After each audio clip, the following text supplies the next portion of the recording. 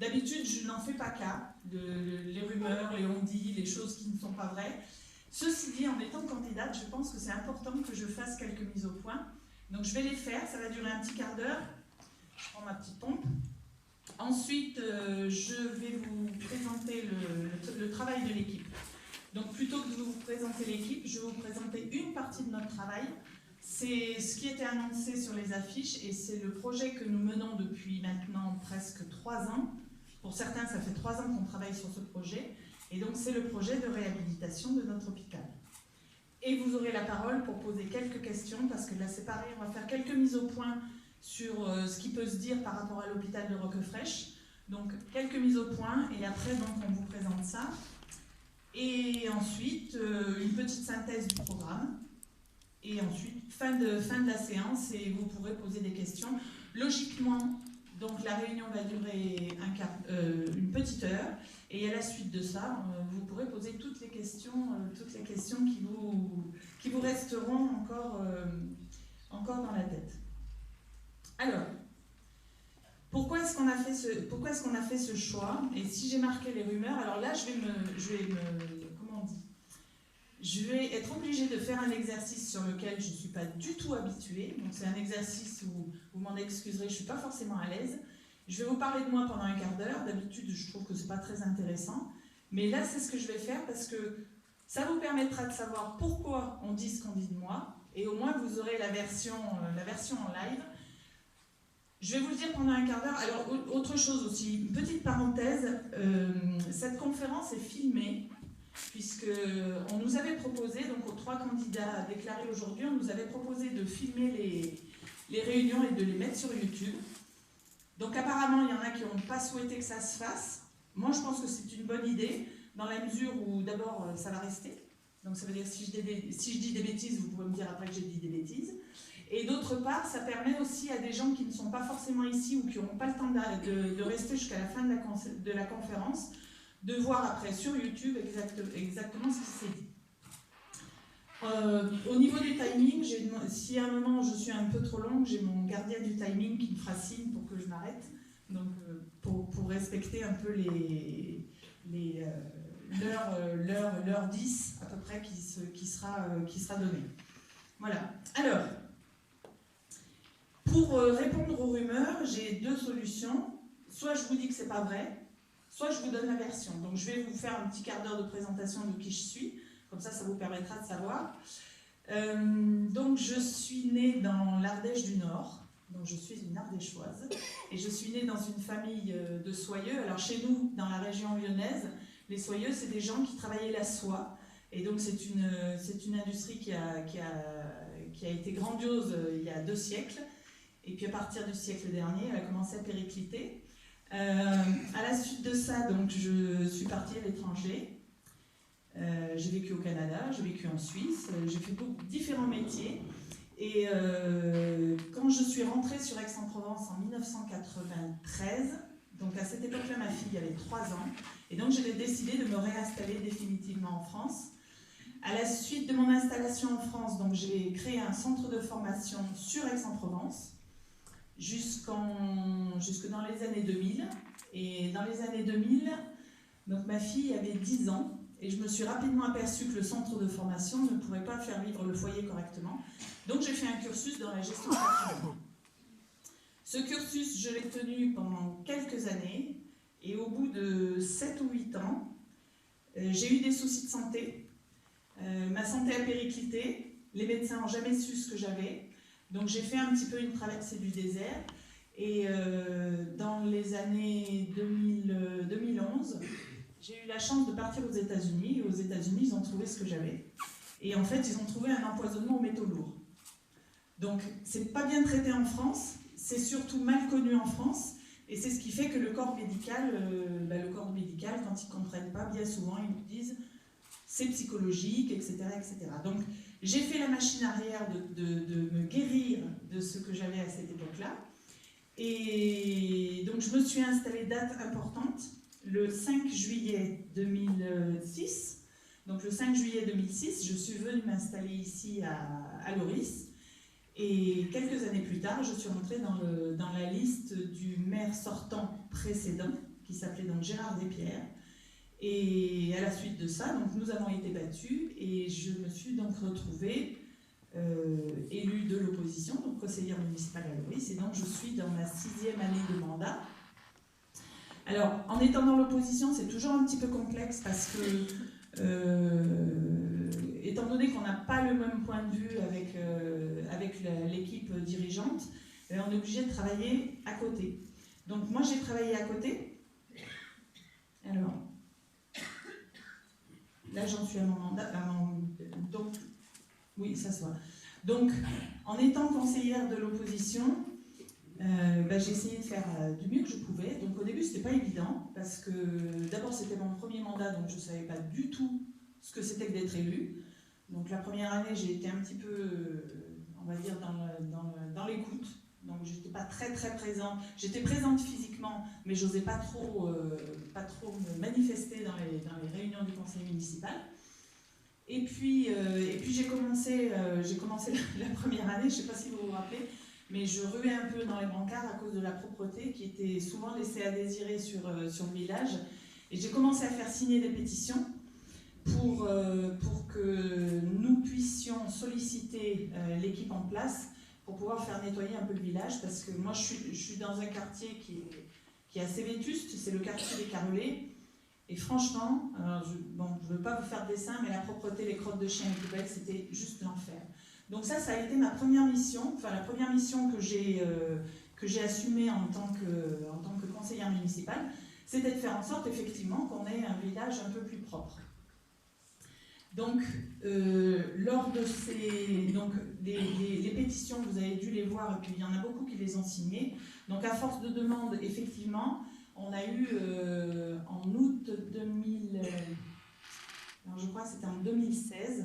En août 2016, on a eu une circulaire donc, de la part de la mairie qui incitait les gens à garder leurs chiens en laisse quand ils sortaient, à ramasser les crottes de chiens, à ne pas laisser les poubelles dans la rue et surtout à préciser qu'en cas de manquement, il y avait une amende qui était applicable. Donc l'amende, elle est de 68 €, donc tout le monde a reçu un petit papier et la balayeuse s'est mise à passer aussi régulièrement. Ensuite, alors ça s'est passé dans mon quartier. Ce qui est difficile quand on est dans l'opposition, c'est d'arriver à communiquer. Donc moi, j'ai réglé les soucis de mon quartier. Il y en a peut-être d'autres qui les ont vécus. En 2015, pour ceux qui habitaient donc dans le bas du village, on a eu des soucis avec nos factures d'eau. Je ne sais pas s'il y en a qui se rappellent. Moi, je consomme à peu près entre 180 et 200 € d'eau tous les 6 mois. Et j'ai reçu une facture de 780 € d'eau. Et je me suis aperçue qu'en fait, on était plusieurs dans ce cas. Et c'était juste une problématique du Sivom qui avait délégué la pose des compteurs par une société qui d'ailleurs était à Nîmes et qui nous a installé des compteurs défectueux. Donc ces compteurs ont été... donc tout le monde a été dégrévé, donc ils nous ont remis des factures correctes et l'ensemble des compteurs défectueux ont été changés. Ensuite, vous avez peut-être entendu parler des réunions que j'ai organisées concernant les compteurs Linky. Donc la bataille n'est pas complètement terminée.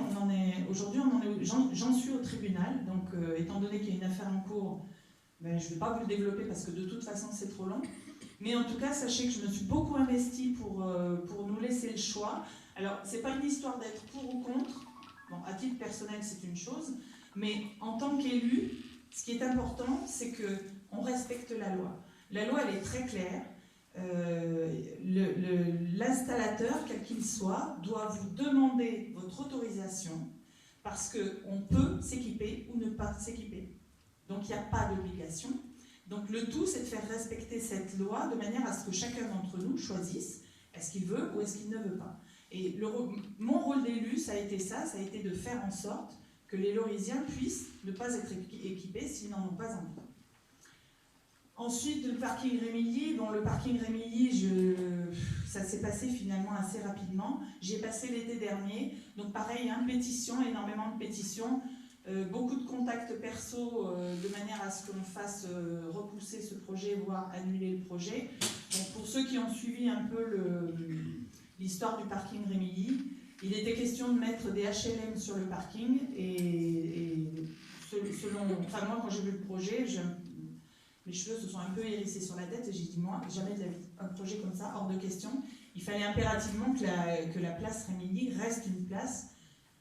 Il faut la travailler, la rénover, certes, mais en tout cas, pas de logements sociaux dessus.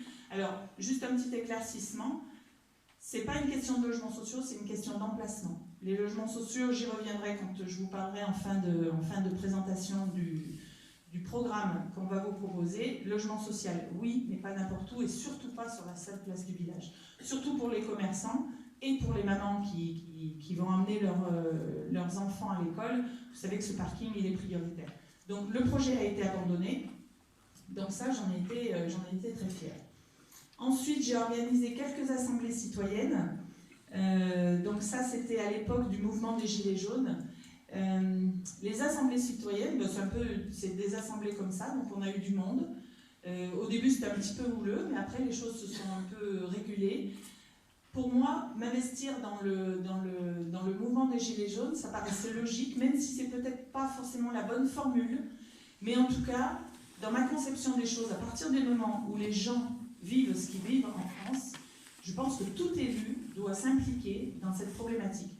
Les ronds-points, j'y suis allée régulièrement, j'ai entendu des choses que je savais, puisque effectivement, on sait ce qui se passe dans la vie des gens, mais de voir des gens qui sont à la retraite depuis des années, qui aujourd'hui, excusez-moi du terme, crèvent de faim, je trouve ça absolument inadmissible.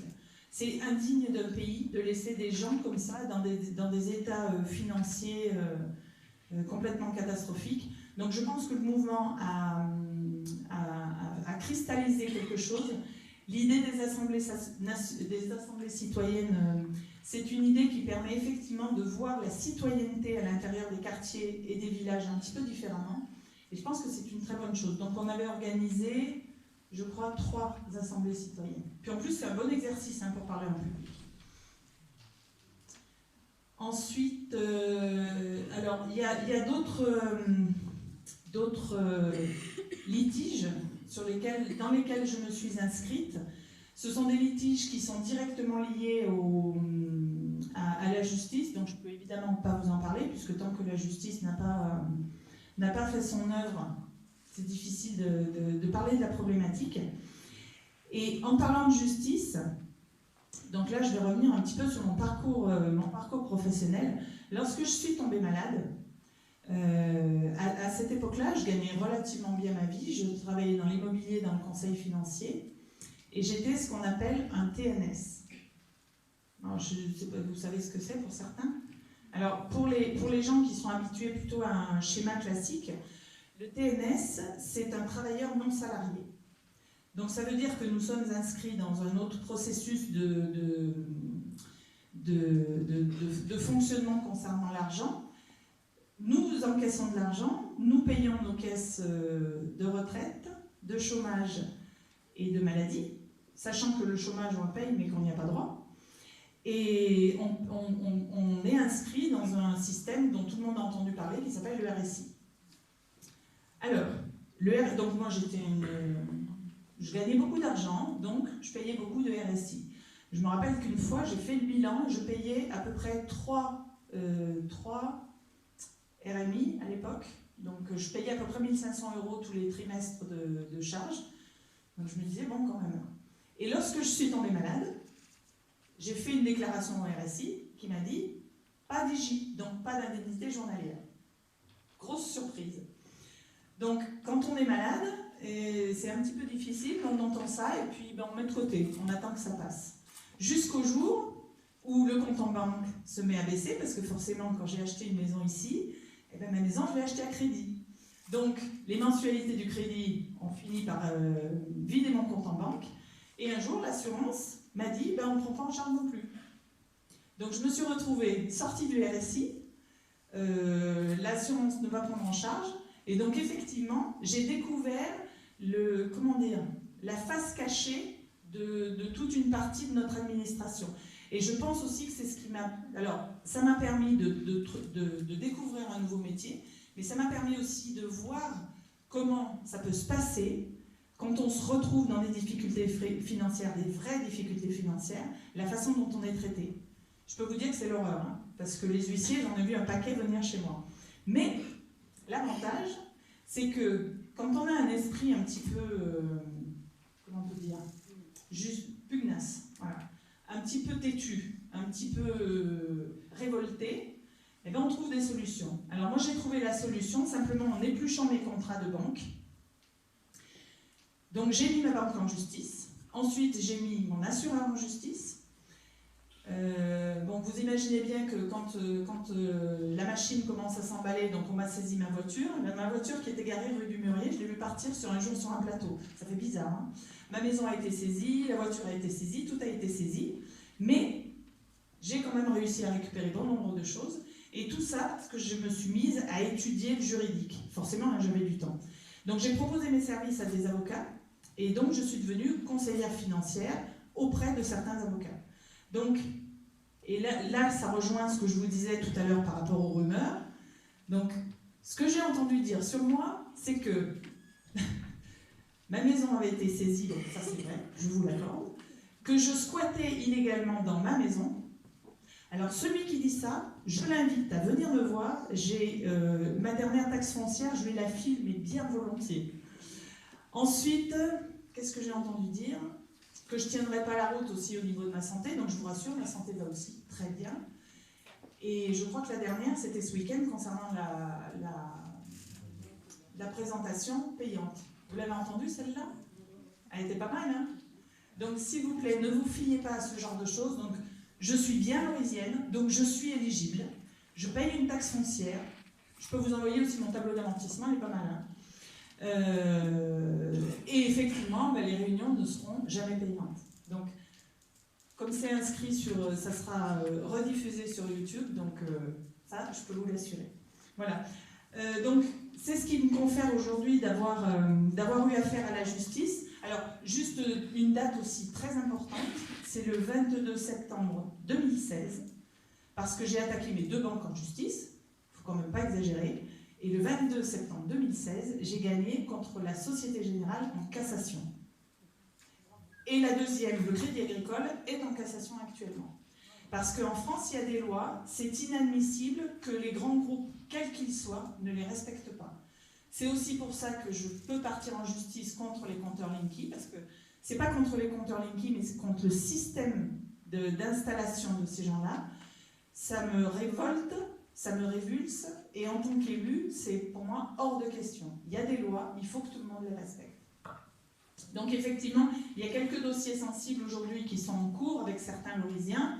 Donc sur le point de vue juridique, moi je me régale à pouvoir à un moment détricoter toutes ces espèces de grands groupes qui effectivement peuvent à un moment clairement nous mettre à mort. Alors, concernant mon rôle d'élu, alors là, j'ai pas fait le compte, mais j'ai fait des formations. Alors, au début, je ne savais pas comment faire, donc j'ai tout découvert. Au début, j'ai demandé à la mairie de me payer des formations. Ils m'ont dit non. J'ai dit, je ne peux pas avoir des formations, c'est triste. Et puis, un jour, j'ai rencontré quelqu'un qui m'a dit, mais il faut que tu contactes le DIF, et c'est le DIF qui te paye tes propres formations. Donc, je suis rentrée dans le système du DIF. Je ne peux pas vous dire combien d'heures de cours j'ai fait. Tout ce que je peux vous dire, c'est que j'ai explosé mes heures tous les ans. Ça veut dire que cette année, j'ai encore fait une formation à Paris dernièrement, là, je pense que c'était au mois de novembre, et que j'ai reçu un appel de la Caisse des dépôts et consignations 2 jours avant en me disant « Vous n'avez plus droit à votre dernière journée de formation ».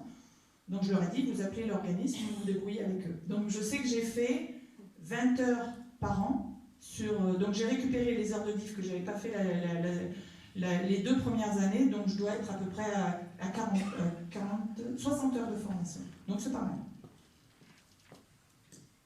Alors, tout ce que je vous ai dit brièvement, je l'ai écrit, et cet écrit, donc il fait à peu près 25 pages, je vais l'imprimer, il sera disponible aussi par PDF pour ceux que ça intéresse. Je ne reviendrai pas là-dessus, mais en tout cas, s'il y en a qui veulent le consulter, on pourra le faire imprimer. Là, il est à la correction pour le moment. Voilà, donc j'en ai fini pour ce qui me concerne. Je suis bien contente d'avoir fini.